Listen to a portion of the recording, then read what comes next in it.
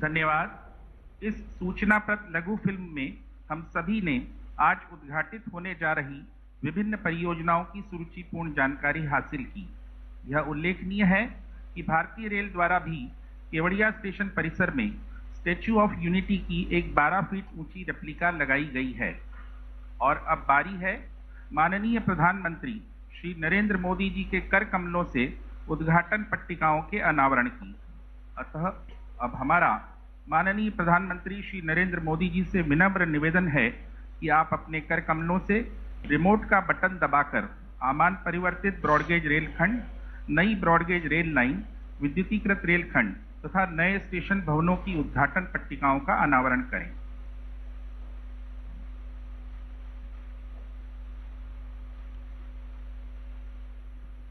हम देख रहे हैं माननीय प्रधानमंत्री जी ने रिमोट का बटन दबाया और उद्घाटन पट्टिकाओं का अनावरण हुआ।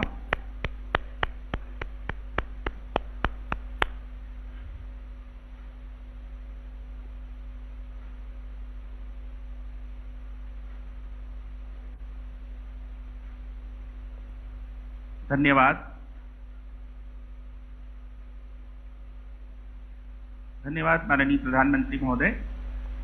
और अब माननीय प्रधानमंत्री श्री नरेंद्र मोदी जी से पुनः सादर अनुरोध है कि हरी झंडी दिखाकर 8 नई ट्रेनों का शुभारंभ करें।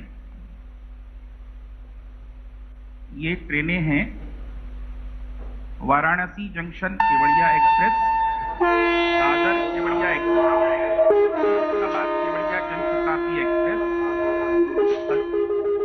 Kevadia express, Rewa Kevadia express, Chennai Kevadia express, Pratapnagar Kevadia MEMU तथा केवड़िया प्रतापनगर मेमू।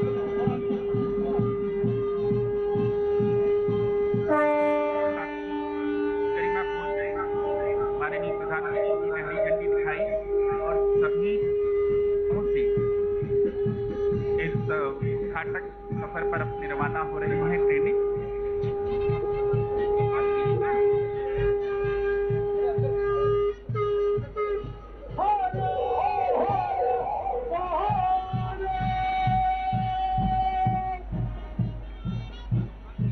अविस्मरणीय क्षण के हम साथी बन पा रहे हैं।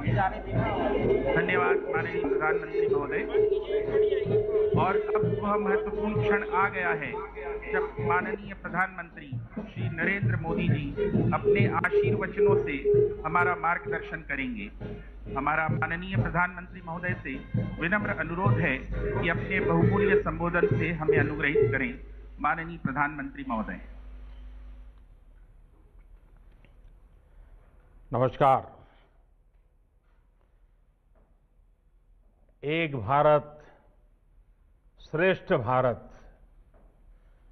एक भारत श्रेष्ठ भारत की बहुत सुंदर तस्वीर आज यहां दिख रही है। आज इस कार्यक्रम का रूप स्वरूप बहुत विशाल है, अपने आप में ऐतिहासिक है। केवड़िया में गुजरात के गवर्नर श्री आचार्य देवव्रत जी, गुजरात के मुख्यमंत्री विजय रूपाणी जी उपस्थित है। प्रतापनगर में गुजरात विधानसभा के स्पीकर श्री राजेंद्र त्रिवेदी जी, अहमदाबाद से गुजरात के डिप्टी सीएम नितिन पटेल जी, दिल्ली में केंद्रीय मंत्रिमंडल के मेरे सहयोगी पीयूष गोयल जी, विदेश मंत्री जयशंकर जी, डॉक्टर हर्षवर्धन जी, दिल्ली के मुख्यमंत्री भाई अरविंद केजरीवाल जी हमारे साथ जुड़े हैं।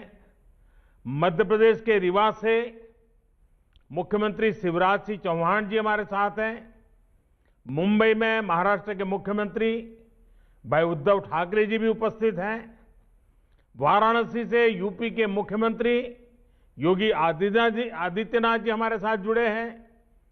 इनके अलावा तमिलनाडु समेत अन्य राज्य सरकारों के माननीय मंत्रीगण, सांसदगण, विधायकगण भी आज इस विशाल कार्यक्रम में हमारे साथ है। और सबसे बड़ी खुशी की बात है कि आज आणंद में सरदार वल्लभ भाई पटेल के बृहत परिवार के अनेक सदस्य भी आज हमें आशीर्वाद देने के लिए आए हैं।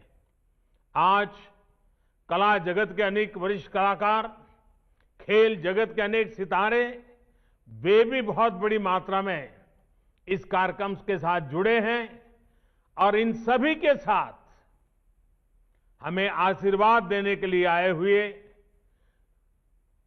ईश्वर का स्वरूप जैसे हमारी जनता जनार्दन, हमारे प्यारे भाई और बहनों, हमारे सभी भारत के उज्जवल भविष्य का प्रतिनिधित्व करने वाले बालकगण, आप सभी का बहुत बहुत अभिनंदन।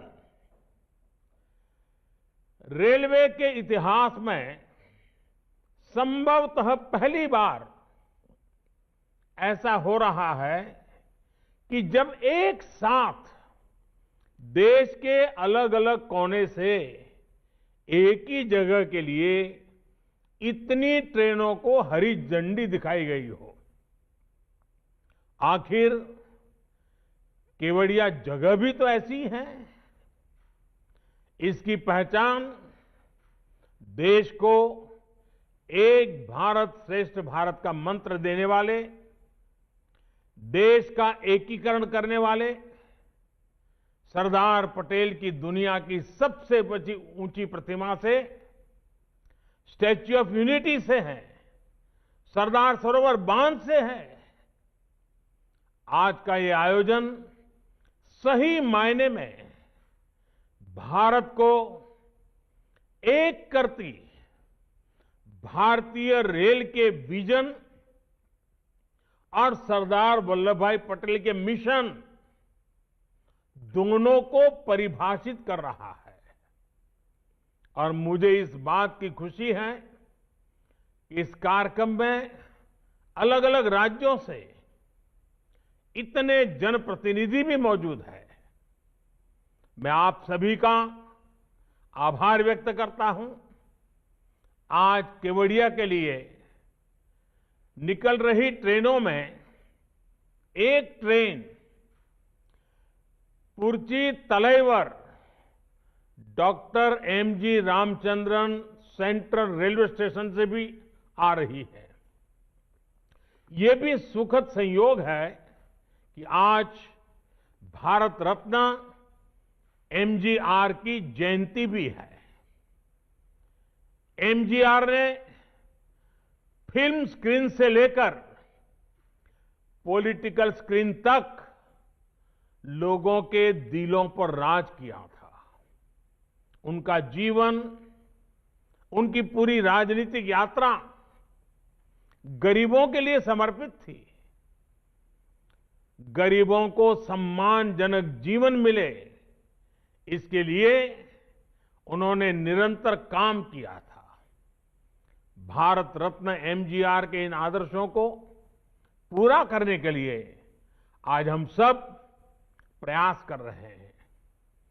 कुछ साल पहले ही देश ने उनके सम्मान में चेन्नई सेंट्रल रेलवे स्टेशन का नाम बदलकर एमजीआर के नाम पर किया था।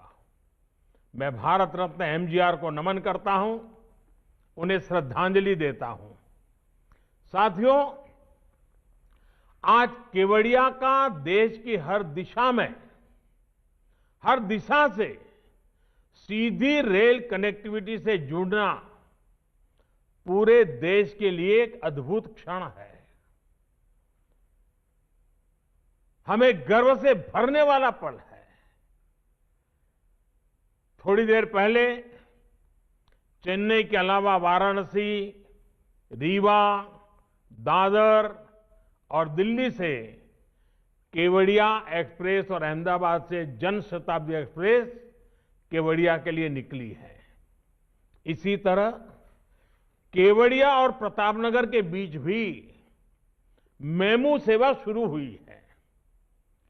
डभोई चांदोद रेल लाइन का चौड़ीकरण और चांदोद केवड़िया के बीच की नई रेल लाइन अब केवड़िया की विकास यात्रा में नया अध्याय लिखने जा रही है।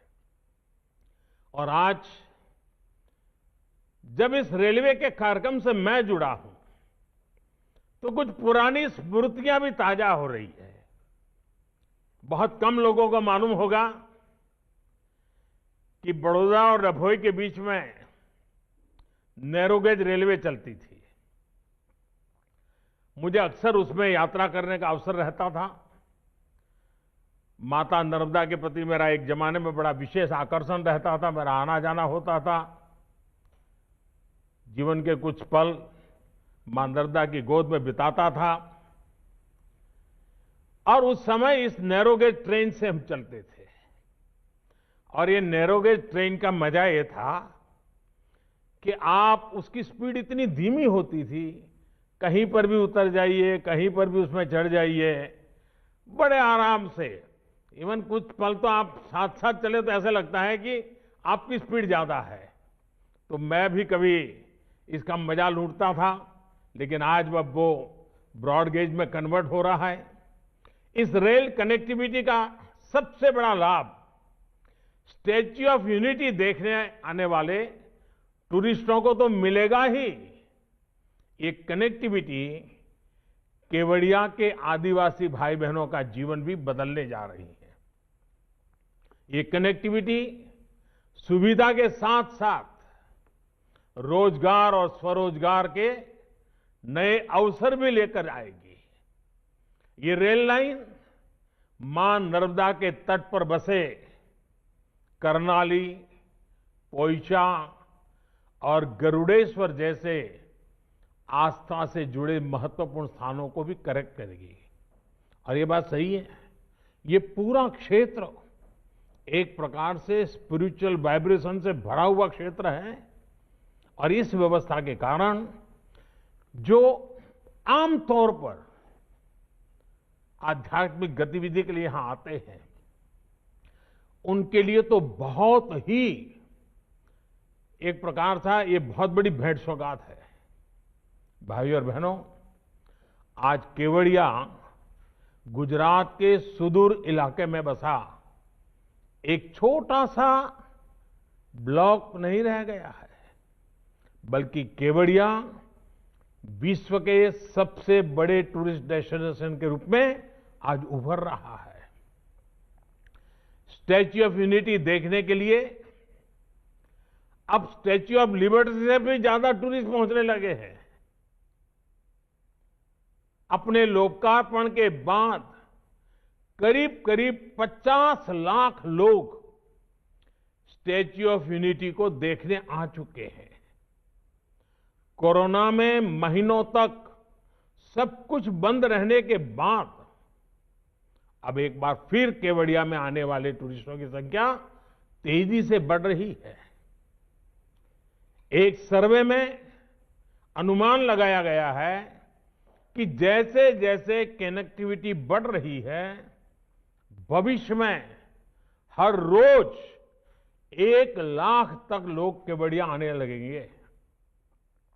साथियों, छोटा सा खूबसूरत केवड़िया इस बात का बेहतरीन उदाहरण है कि कैसे प्लान तरीके से पर्यावरण की रक्षा करते हुए इकोनॉमी और इकोलॉजी दोनों का तेजी से विकास किया जा सकता है।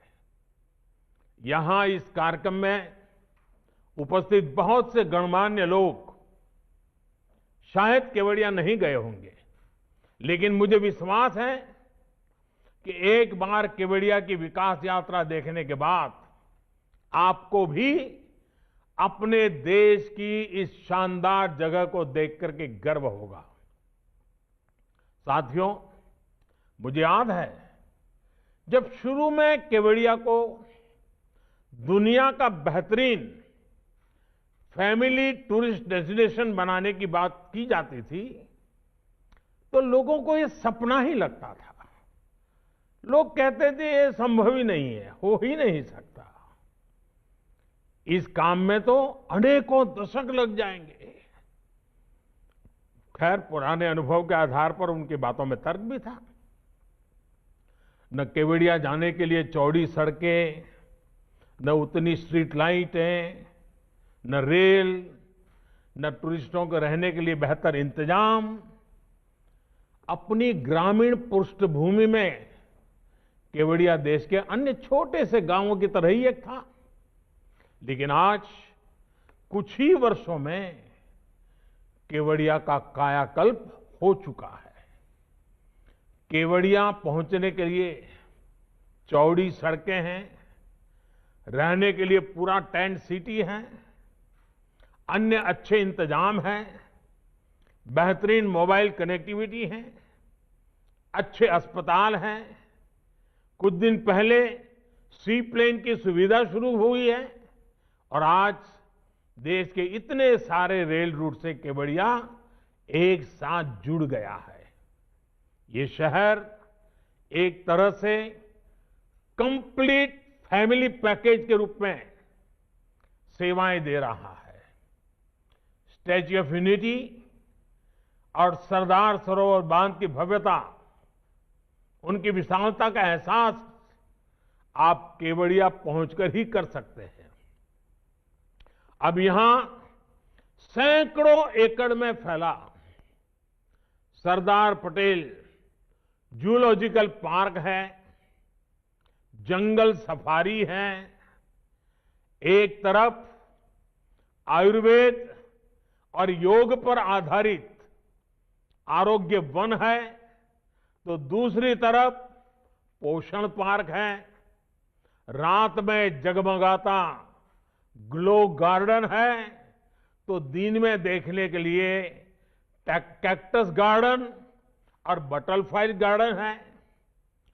टूरिस्टों को घुमाने के लिए एकता क्रूज है, तो दूसरी तरफ नौजवानों को साहस दिखाने के लिए राफ्टिंग का भी इंतजाम है।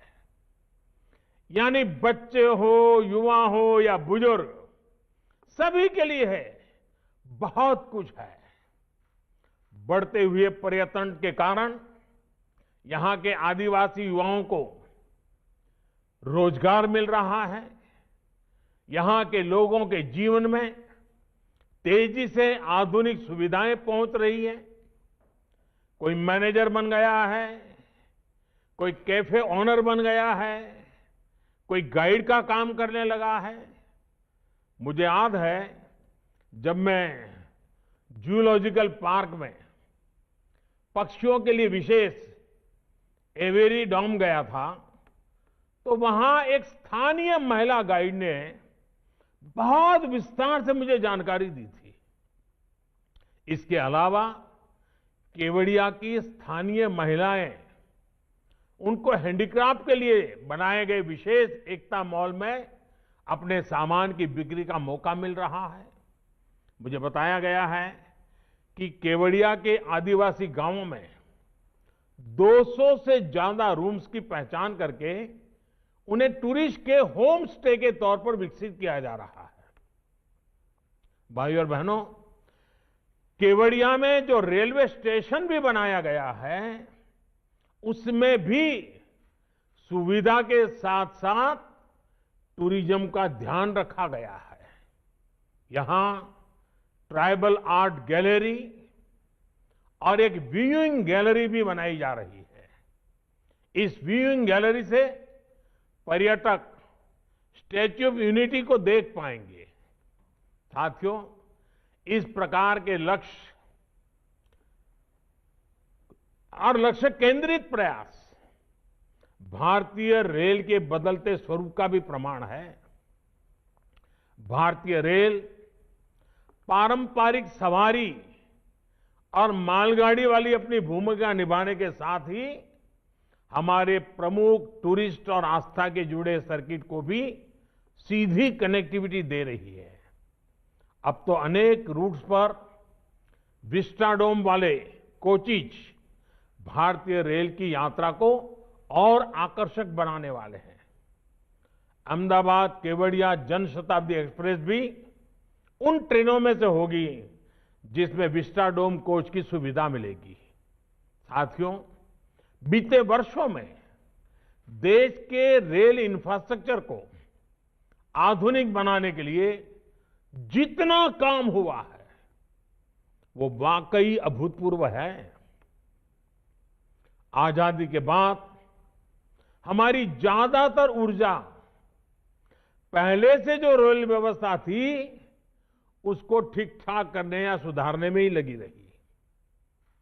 उस दौरान नई सोच और नई टेक्नोलॉजी पर फोकस कम ही रहा। ये अप्रोच बदली जानी बहुत जरूरी थी और इसलिए बीते सालों में देश में रेलवे के पूरे तंत्र में व्यापक बदलाव करने के लिए काम किया। ये काम सिर्फ बजट बढ़ाना, घटाना, नई ट्रेनों की घोषणाएं करना यहां तक सीमित नहीं रहा। ये परिवर्तन अनेक मोर्चों पर एक साथ हुआ है। अब जैसे केवड़िया का रेल से कनेक्ट करने वाले इस प्रोजेक्ट का ही उदाहरण देखें तो इसके निर्माण में, जैसे अभी वीडियो में बताया गया था, मौसम ने, कोरोना की महामारी ने अनेक प्रकार की बाधाएं आई, लेकिन रिकॉर्ड समय में इसका काम पूरा किया गया। और जिस नई निर्माण टेक्नोलॉजी का इस्तेमाल अब रेलवे कर रही है उसने इसमें बहुत मदद की है।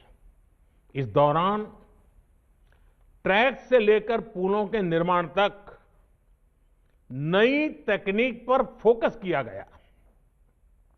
स्थानीय स्तर पर उपलब्ध संसाधनों का उपयोग किया गया। सिग्नलिंग के काम को तेज करने के लिए वर्चुअल मोड के जरिए टेस्ट किए गए, जबकि पहले की अगर स्थितियों में ऐसी रुकावटें आने पर अक्सर ऐसे प्रोजेक्ट लटक जाते थे। साथियों, डेडिकेटेड फ्रेट कॉरिडोर का प्रोजेक्ट भी हमारे देश में पहले जो तौर तरीके चल रहे थे उसका एक उदाहरण ही मान लीजिए। पूर्वी और पश्चिमी डेडिकेटेड फ्रेट कॉरिडोर ने के एक बड़े सेक्शन का लोकार्पण कुछ ही दिन पहले मुझे करने का मौका मिला। राष्ट्र के लिए बहुत जरूरी इस प्रोजेक्ट पर 2006 से लेकर 2014 तक, यानी लगभग 8 सालों में सिर्फ कागजों पर ही काम हुआ। 2014 तक 1 किलोमीटर ट्रैक भी नहीं बिछाया था। अब अगले कुछ महीनों में कुल मिलाकर के 1100 किलोमीटर का काम पूरा होने जा रहा है। साथियों, देश में रेल नेटवर्क के आधुनिकीकरण के साथ ही आज देश के उन हिस्सों को रेलवे से कनेक्ट किया जा रहा है जो अभी कनेक्टेड नहीं थे। आज पहले से कहीं ज्यादा तेजी के साथ पुराने रेल रूट का चौड़ीकरण और बिजलीकरण किया जा रहा है। रेल ट्रैक को ज्यादा स्पीड के लिए सक्षम बनाया जा रहा है। यही कारण है कि आज देश में सेमी हाई स्पीड ट्रेन चलाना संभव हो रहा है और हम हाई स्पीड ट्रैक और टेक्नोलॉजी की तरफ तेजी से आगे बढ़ रहे हैं। इस काम के लिए बजट को कई गुना बढ़ाया गया है। यही नहीं, रेलवे एनवायरमेंट फ्रेंडली भी हो, ये भी सुनिश्चित किया जा रहा है।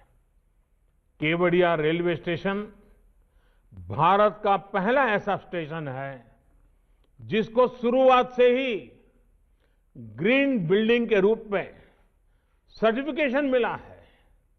भाइयों और बहनों, रेलवे के तेजी से आधुनिकीकरण का एक बड़ा कारण रेलवे मैन्युफैक्चरिंग और रेलवे टेक्नोलॉजी में आत्मनिर्भरता पर हमारा बल है, हमारा फोकस है। बीते सालों में इस दिशा में जो काम हुआ उसका परिणाम अब धीरे धीरे धीरे हमारे सामने दिख रहा है। अब सोचिए, अगर हम भारत में हाई हॉर्स पावर के इलेक्ट्रिक लोकोमोटिव नहीं बनाते तो क्या दुनिया की पहली double track long haul container train क्या भारत चला पाता? आज भारत में ही बनी एक से एक आधुनिक ट्रेनें भारतीय रेल का हिस्सा है। भाइयों और बहनों, आज जब भारतीय रेल के ट्रांसफॉर्मेशन की तरफ हम आगे बढ़ रहे हैं तो highly skilled specialist man power और प्रोफेशनल्स भी बहुत जरूरी है। वडोदरा में भारत की पहली डीम्ड रेलवे यूनिवर्सिटी की स्थापना के पीछे यही मकसद है। रेलवे के लिए इस प्रकार का उच्च संस्थान बनाने वाला भारत दुनिया के गिने चुने देशों में से एक है। रेलवे ट्रांसपोर्ट हो, मल्टी डिसिप्लिनरी रिसर्च हो, ट्रेनिंग हो, हर प्रकार की आधुनिक सुविधाएं हो, ये सारी चीजें यहां उपलब्ध कराई जा रही हैं। 20 राज्यों के सैकड़ों मेधावी युवा भारतीय रेल के वर्तमान और भविष्य को बेहतर बनाने के लिए खुद को प्रशिक्षित कर रहे हैं। यहां होने वाले इनोवेशंस और रिसर्च से भारतीय रेल को आधुनिक बनाने में और मदद मिलेगी। भारतीय रेल भारत की प्रगति के ट्रैक को गति देती रहे, इसी कामना के साथ फिर से गुजरात सहित पूरे देश को इन नई रेल सुविधाओं के लिए बहुत बहुत बधाई और सरदार साहब को एक भारत श्रेष्ठ भारत का उनका जो सपना था, जब हिंदुस्तान के कोने कोने से स्टैच्यू ऑफ यूनिटी की पवित्र धरा पर देश की भिन्न भिन्न भाषाएं, भिन्न भिन्न वेश वाले लोगों का आना जाना बढ़ेगा तो देश की एकता का वो दृश्य एक प्रकार से नित्य वहां लघु भारत हमें दिखाई देगा। आज केवड़िया के लिए बड़ा विशेष दिवस है। देश की एकता और अखंडता के जो निरंतर प्रयास चल रहे हैं उसमें एक नया अध्याय है। मैं फिर एक बार सबको बहुत बहुत बधाई देता हूं। बहुत बहुत धन्यवाद। तो प्रधानमंत्री नरेंद्र मोदी को आप सुन रहे थे। गुजरात को एक तरीके से उन्होंने बड़ी सौगात दी है। उन्होंने रेलवे को आधुनिक बनाने की बात भी कही और उसी दिशा में देश आगे बढ़ रहा है। रेल रूट पर सुधारों का काम लगातार जारी है। सेमी हाई स्पीड रेल चलनी शुरू हो गई हैं, एक बड़ी उपलब्धि है। नई सोच और नई तकनीकी पर हमारी सरकार काम कर रही है। रेलवे पर काम के परिणाम आने भी अब लगे हैं। भारत में आधुनिक रेल बननी शुरू हो गई है और उसी दिशा में आज ये उठाया गया अगला कदम है। तो गुजरात को एक बड़ी सौगात। जब एक साथ देश के अलग अलग कोने से एक ही जगह के लिए इतनी ट्रेनों को हरी झंडी दिखाई गई हो, आखिर केवड़िया जगह भी तो ऐसी है। इसकी पहचान देश को एक भारत श्रेष्ठ भारत का मंत्र देने वाले, देश का एकीकरण करने वाले सरदार पटेल की दुनिया की सबसे ऊंची प्रतिमा से, स्टैच्यू ऑफ यूनिटी से है, सरदार सरोवर बांध से है। आज का ये आयोजन सही मायने में भारत को एक करती भारतीय रेल के विजन और सरदार वल्लभ भाई पटेल के मिशन दोनों को परिभाषित कर रहा है।